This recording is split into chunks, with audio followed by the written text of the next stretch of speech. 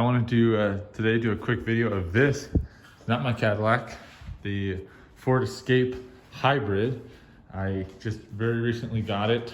I've driven, I guess, about almost 1,000 miles now, and just wanted to do a little overview of this. It's an 08, has 109,000 miles on it, which coincidentally, that's exactly how many miles the Cadillac had on it when I bought it. Kind of interesting. This has a 2.3 liter along with the hybrid. I'll show you where the batteries are at, kind of the engine, but just want to give a little overview of it, how I think it drives. Honestly, I've been very impressed with it. I bought it from a lady who was the original owner, so she put all 109,000 miles on it, and she had a big folder of all of the service records, everything like that. She took it to the dealer for literally everything.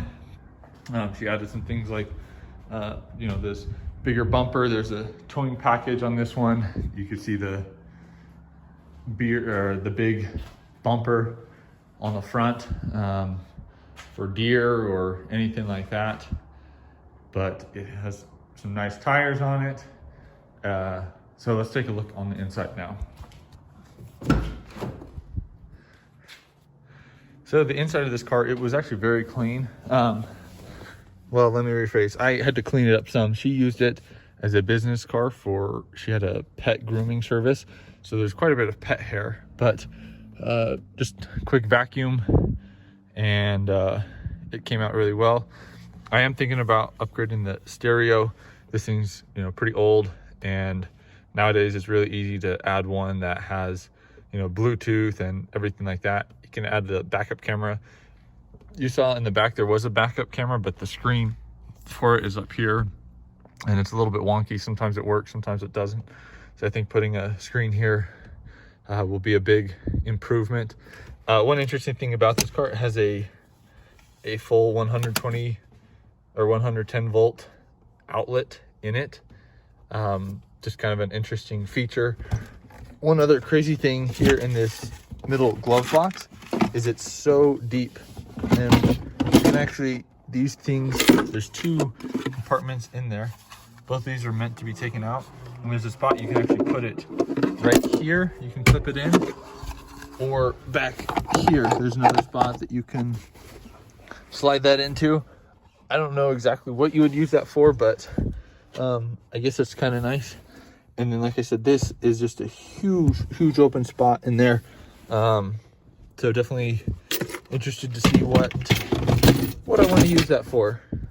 One of the things I've noticed right away, a comparison between this and the Cadillac. The Cadillac, everything seems like it's set and maybe a little bit more intentional about how it's placed, and kind of like Cadillac's like, no, this is where it is, and don't really want you to modify it.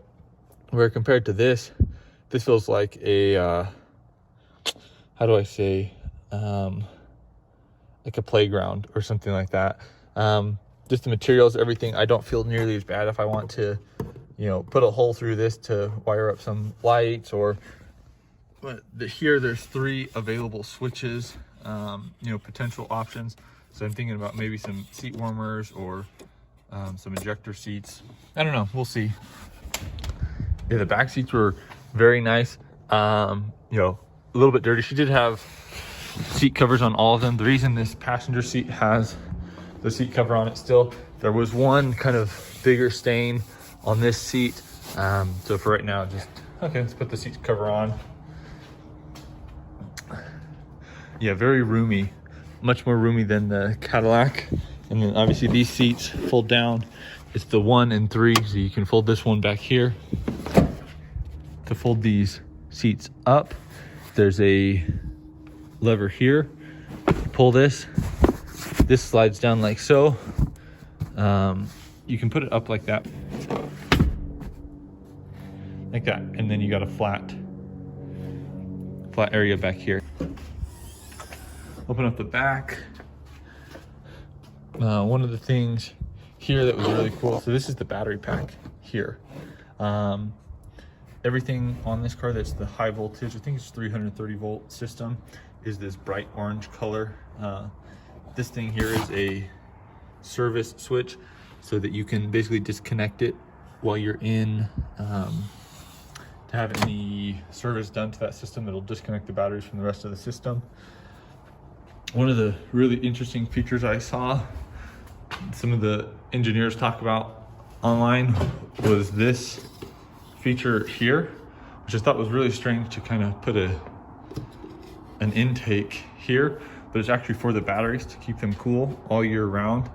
If it's hot during the summer and you have your air conditioner on, the air conditioner actually blows back through here. This is an air vent, but it will blow through here, and there's a little channel here, blow the cold air onto the batteries. But if it's cold enough outside where you don't have your air conditioner on, then it will draw cold air in from here and use that to cool the batteries. So kind of a nifty thing. Overall, yeah, very clean in here. Oh, she also added a remote start to it. So that's been definitely a nice feature, especially when it's nice and cold. There you go, you can see. Yeah. Close that so you can see the 109,000 miles. So right now it's showing, 25.8 miles per gallon. Earlier when I first drove it, it was getting 31 miles per gallon. But one of the things that I found out about this car that's kind of interesting is the difference in highway mileage versus in the city. And this car typically does better driving in the city than, actually at higher speeds. So definitely a little bit different than what you're used to. In a little bit, I'll go for a drive and kind of show you how the electric system works.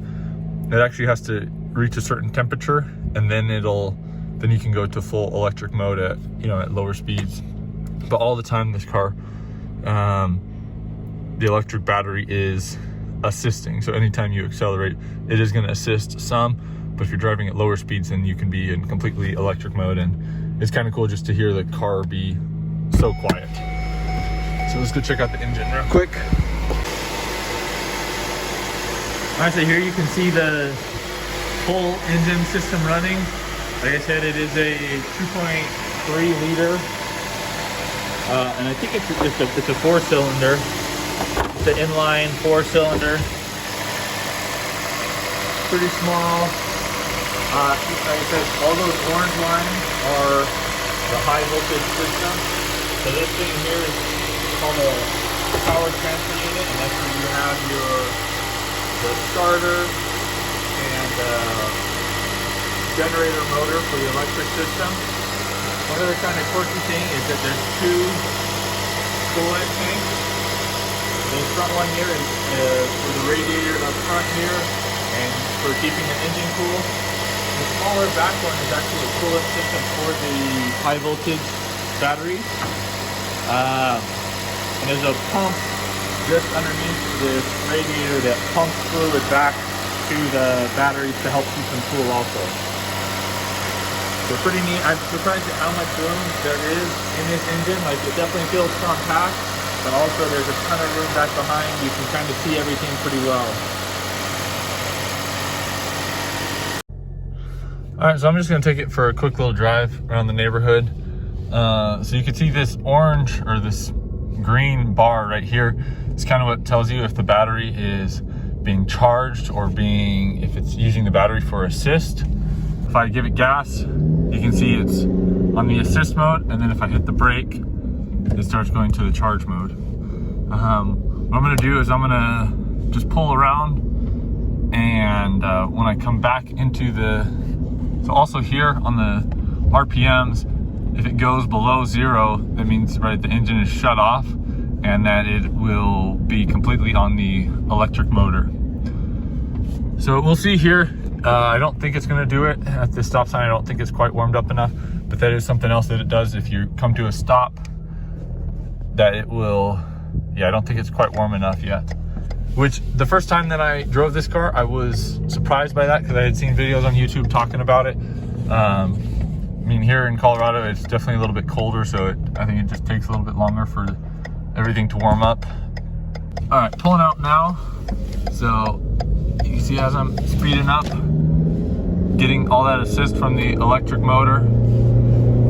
And I'm kind of intentionally driving a little bit more aggressive right now, but as soon as I come off the gas, and one of the things that I really like about driving this car, as opposed to another completely electric car that I drove a couple years ago, was the fact that on that other car, as soon as you came off the gas at all, you could feel the generator kind of start working, and it was really slowing you down, so you couldn't coast, which I thought was a really interesting thing. But this car, you definitely can.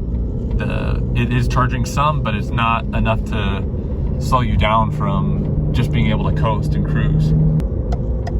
All right, so I've been up to speed. The one thing that's also kind of interesting about this, I'll see there, it just switched to the completely electric mode, and it's going to stay in it right now. You can see I'm just getting full assist. You may have heard, you can kind of hear the squeal of the electric motor. My wife, she noticed it right away. But yeah, you can see I'm completely in electric mode. One of the interesting things about this dash is there's nothing about temperature sensor, which I thought was a little strange. I would have liked to know, you know, how warm the temperature is. One of the things that's an improvement on this one compared to the earlier models of this hybrid is the heater. The heater, when you have it on, it will actually stay on. There was times before I heard stories about people driving these hybrids, and especially like going down the mountain passes here in Colorado, is that during the winter you're going down the hill, right? So the engine isn't using that much power, so it switches to electric, but then you would lose all of your heater, you would lose the heat. So here they have this econ button that you can hit that will essentially keep the engine running even though you're in you know, you're not using that much power, but it understands like, okay, wait, nope, the electricity or the engine is being used to generate heat for the heater, so it'll stay in that mode. So that was definitely a good thing. Overall though, the heater does have I'm very pleasantly surprised by how well the heater works. So here, I'm going to show you pulling up to this stop sign right here. Let's see if it's, you see, and then it shuts off to the electric mode. Now that it's been, you know, it's warm enough.